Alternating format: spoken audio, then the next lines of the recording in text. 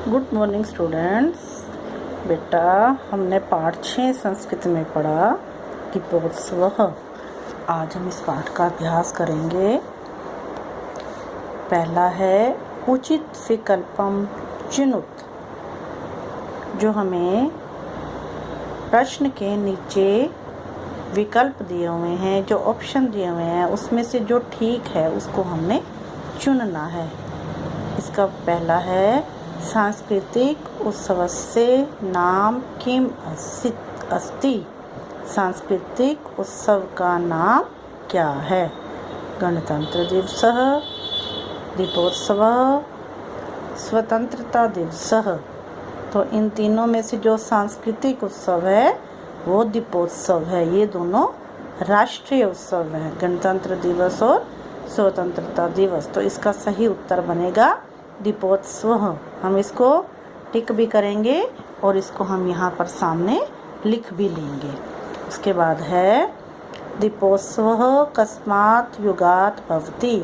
दीपोत्सव या दिवाली किस युग से हो रहा है? त्रेता युगात्, द्वापर युगात्, सतयुगात्। तो ये इसमें आएगा त्रेता युगात्। त्रेता युग से, द्वापर युग से या सतयुग से। तो ये त्रेता युग से चला आ रहा है, क्योंकि भगवान राम का जन्म जो है त्रेता युग में हुआ था और दीपावली का त्यौहार भगवान राम से जुड़ा है। तो इसका सही उत्तर होगा त्रेता युग को हम टिक करके और इसको सामने लिख भी देंगे।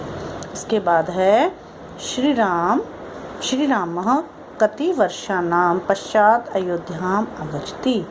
श्री राम कितने वर्षों के पश्चात अयोध्या आते हैं? कितने वर्षों के बाद अयोध्या वापस आते हैं? 12 वर्ष के बाद, त्रयोदश 13 वर्ष के बाद और चतुर्दश 14 वर्ष के बाद। तो इसका सही उत्तर है चतुर्दश। 14 वर्ष के बाद उनको 14 वर्ष का वनवास उनकी माता कैकेयी जो देती है, 2 वचन मांगती है वो। एक के लिए वो भरत के लिए राज तिलक और भगवान राम के लिए 14 वर्ष का वनवास। तो 14 वर्ष इसका सही उत्तर है चतुर्दश। 14 को संस्कृत में कहते हैं चतुर्दश।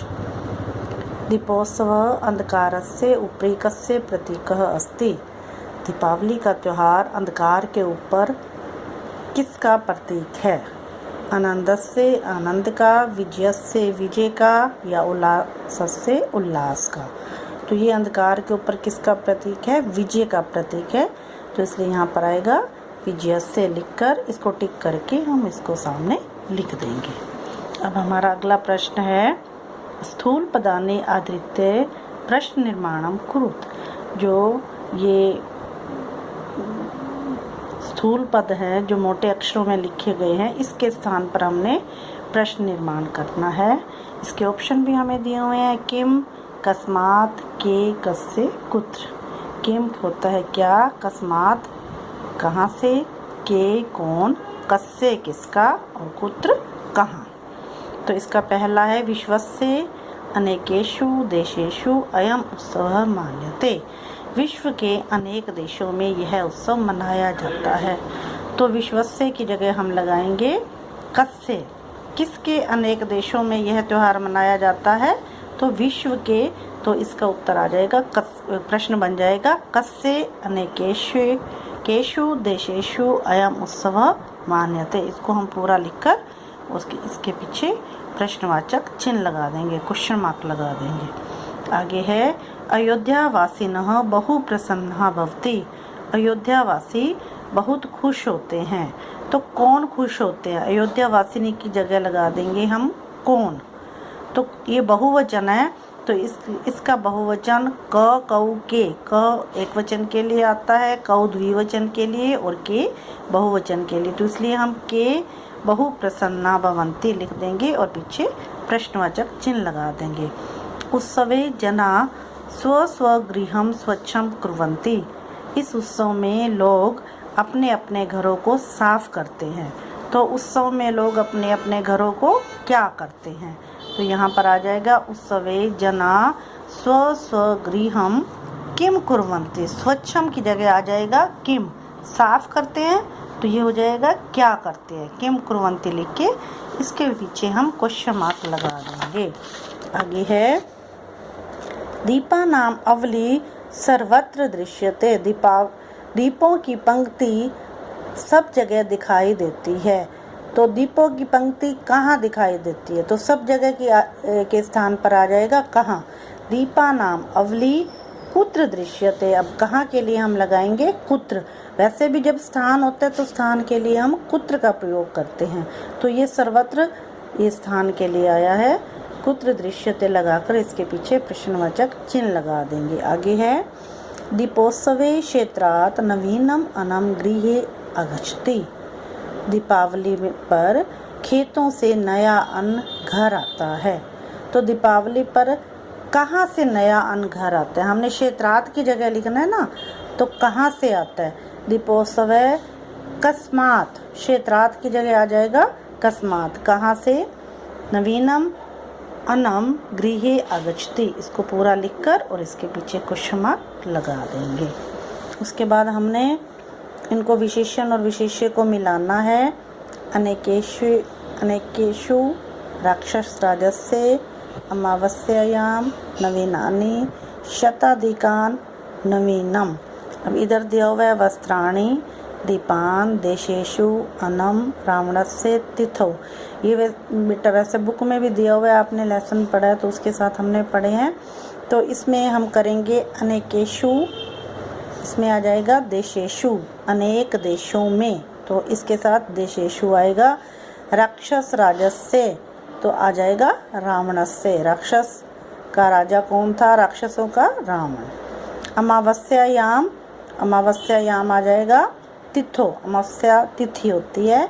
नवीनानि, नवीनानि आ जाएगा वस्त्राणि।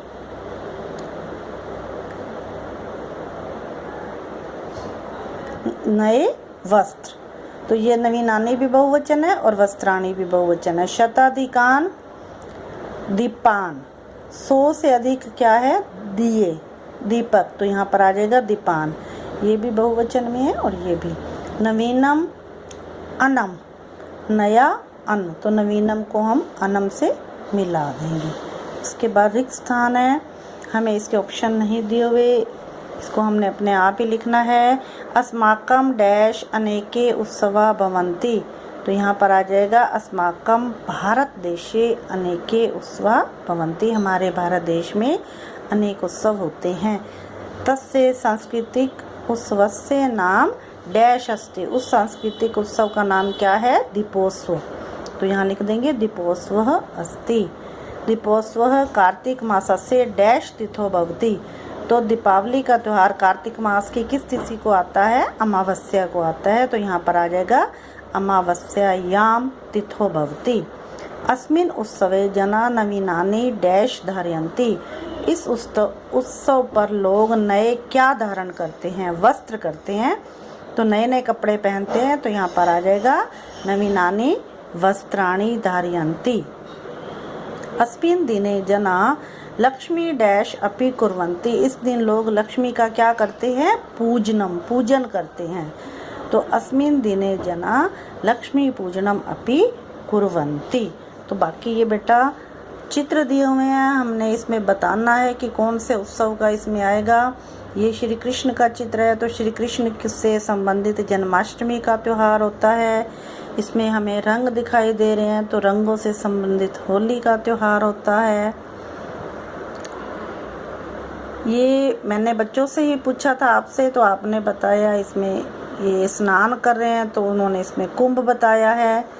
और इसमें जो है रावण, कुंभकर्ण और मेघनाथ के जो पुतले दिखाई दे रहे हैं, ये हमें पता ही है दशहरे या विजयदशमी के त्यौहार पर होते हैं। तो यहाँ पर हम विजयदशमी लिख देंगे। तो बेटा आप ये सारा जो है एक्सरसाइज अपनी बुक में कर लेंगे।